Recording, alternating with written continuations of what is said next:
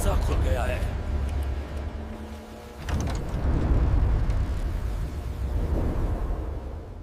अगर आपको real horror, dark mystery, haunted places, terrifying stories और पैरानॉर्मल एक्टिविटीज पसंद है तो ये कहानी आपको अंदर तक हिला देगी। लाइट्स बंद कर लें, हेडफोन लगा लें और तैयार हो जाएं। डर की सबसे खतरनाक उड़ान अब शुरू होने वाली है। तो चलिए अब कहानी शुरू करते हैं। भोपाल, तालों का शहर। सुबह की ताजी हवा, झीलों की ठंडक और रात होते ही फैलने वाली एक अजीब सी खामोशी। शहर के कोलार इलाके में कटारा हिल्स से थोड़ा अंदर एक पुराना सा अपार्टमेंट था, शिवांश रेजिडेंसी।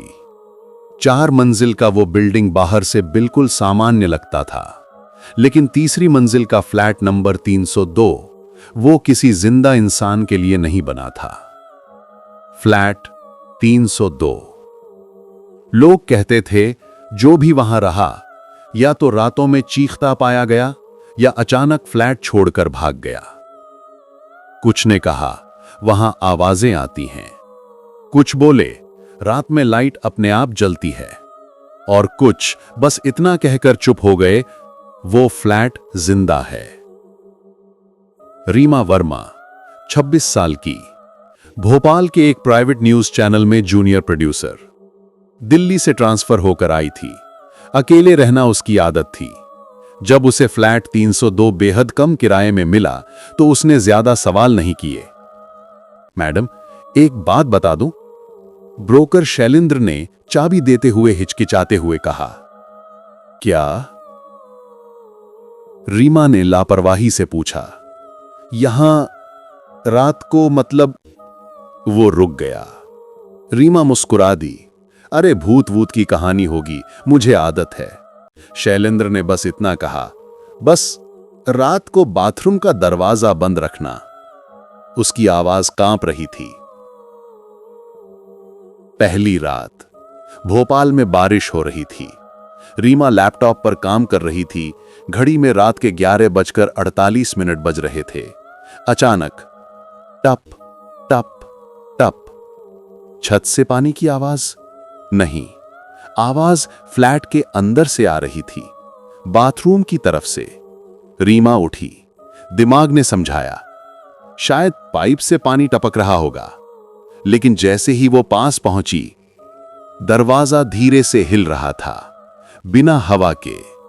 रीमा ने जैसे ही हैंडल छुआ, पीछे से फुसफुसाहट आई, रीमा का हाथ वहीं रुक गया। वो आवाज बिल्कुल उसके नाम जैसी थी। उसने बाथरूम खोला। अंदर सब सूखा था, न नल चल रहा था, न पानी टपक रहा था। रीमा ने राहत की सांस ली और तभी आईने पर उंगली के निशान उभर आए, जैसे कोई अंदर से शीशा छू रहा हो। फिर धीरे धीरे अक्षर बनने लगे। तू यहां क्यों आई? रीमा का शरीर सुन्न हो गया। उसने पलट कर देखा, फ्लैट में वो अकेली थी। रात 2:17 बजे रीमा का फोन बजा। Unknown number. उसने कांपते हाथों से कॉल रिसीव की। उधर से सांसों की आवाज, फिर एक टूटी हुई महिला की आवाज। मेरा चेहरा क्या देखा तुमने? रीमा चिल्लाई। कौन हो तुम? कॉल कट गई और उसी पल बाथरूम का फ्लश अपने आप चल पड़ा।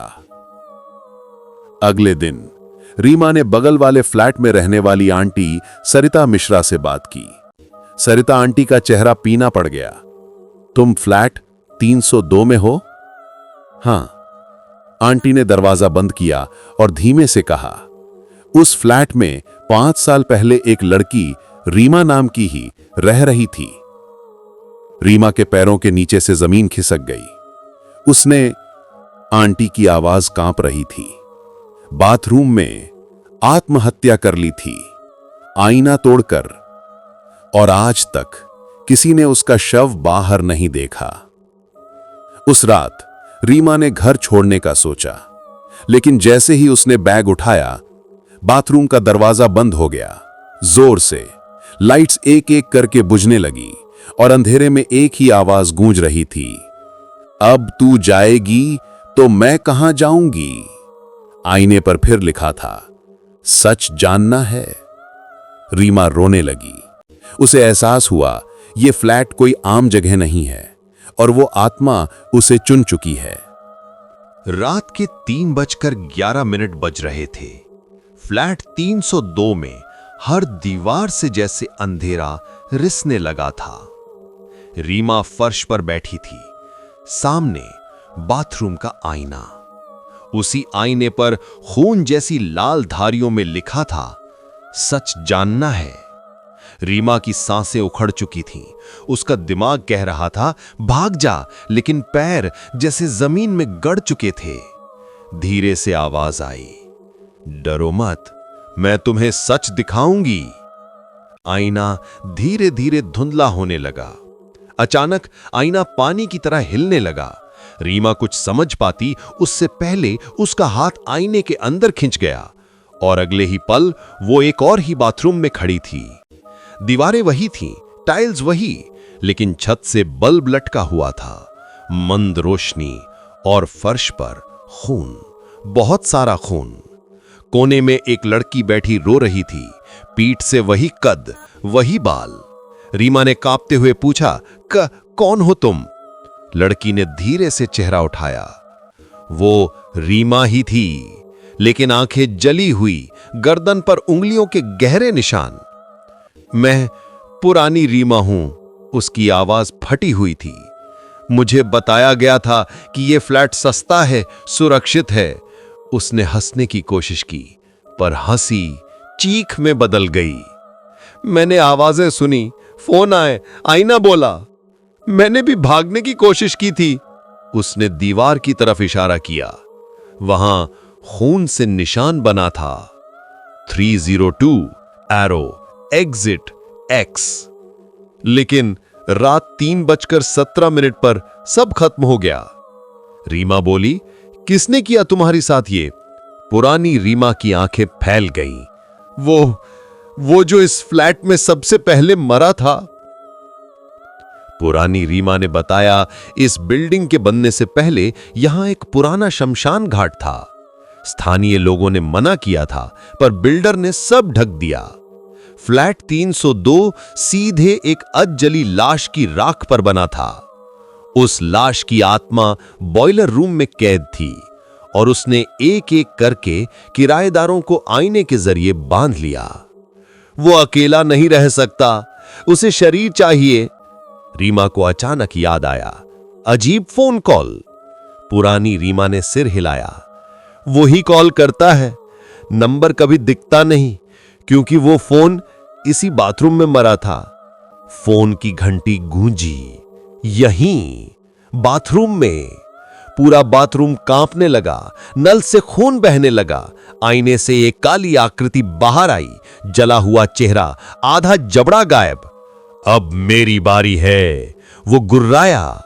पुरानी रीमा चिल्लाई, ये तुझसे अकेले निपटा नहीं जा सकता। उसने मौजूदा रीमा के हाथ में एक टूटे आईने का टुकड़ा पकड़ाया। 3:17 से पहले इसे उसी जगह घोंपो जहां सब शुरू हुआ था। घड़ी 3:12। रीमा भागी। दीवारें पिघल रही थीं, फ्लैट सिकुड़ रहा था। आवाजें, रुको, मत जाओ। बॉयलर रूम का दरवाजा आधा खुला था। अंदर काला गड्ढा और बीच में वही जली हुई लाश। घड़ी 3:16। रीमा ने आंख बंद की और आईने का टुकड़ा सीधे उस राख में घोंप दिया। जोरदार चीख, पूरा फ्लैट हिल गया, आईना फट गया, लाश जलकर राख हो गई और हर आवाज रुक गई। घड़ी 3:17। सूरज निकला। पुलिस फ्लैट 302 पहुंची। रीमा जिंदा थी, अकेली। लेकिन एक बात अजीब थी, आईना गायब था और दीवार पर नया निशान, खून से लिखा, अगली बार कोई और। आज भी शिवांश रेजिडेंसी का फ्लैट 302 बंद है।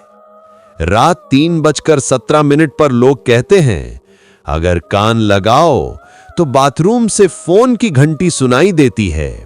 और एक सवाल, सच जानना है